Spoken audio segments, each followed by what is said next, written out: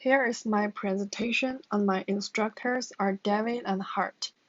This project is focused on increasing the interiority in urban centers. We need to consider how to design for the discontinuities and the temporal layering of cities' urbanity. In this presentation, I will talk about 4 sections: perception, props, projections, narrative. First, perception.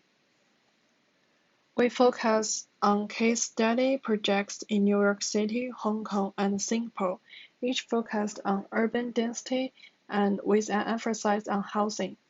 There are 6 qualities that can help us to define our space objects and alter existing buildings: centripetal, concave, involuted, mysterious, thick, and pressurized.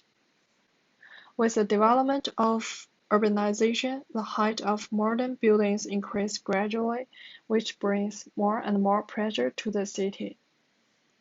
The concavity and the complexity of the buildings are also an essential part of the modern city. For the Whitney Museum, from the west is the new building, which is close to the Hudson River, have concavity and complexity. But from the north side of the gallery it looks like a factory or a hospital, with utilitarian windows and walls scrambled with pipes. If we see from the east, most of it is hidden in the Hine Gardens on Madison Avenue. The Whitney did more than replace the meat packing plant on the Hine Gardens.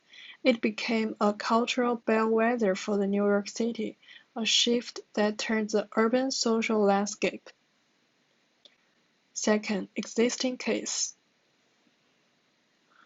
Our site is located in downtown Singapore, People's Park Complex.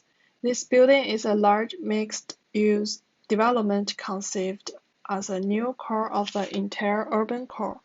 As a people's shopping center, it is located in one of the most populous areas of Singapore's central business district.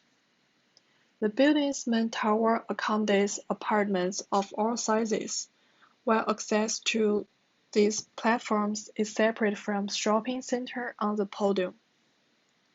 Its 25 levels have been nicknamed Street in the Sky, an ideal development for corbusier and a convenient place for social interaction and integration.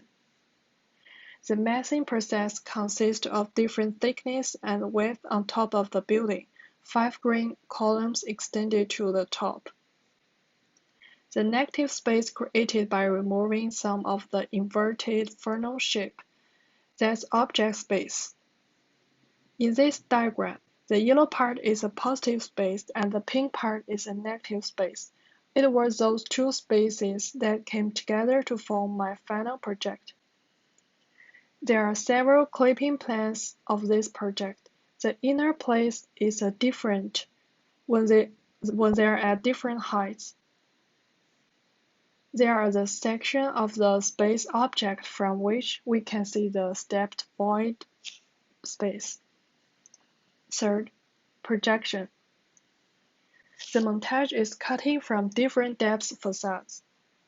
After that, I added the green color to the montage to make them match together.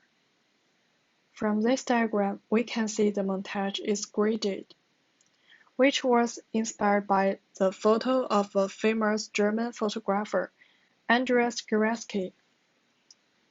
The use of color in my project is also inspired from his photo. The perspective in Gursky's photo is drawn from an elevated vantage point.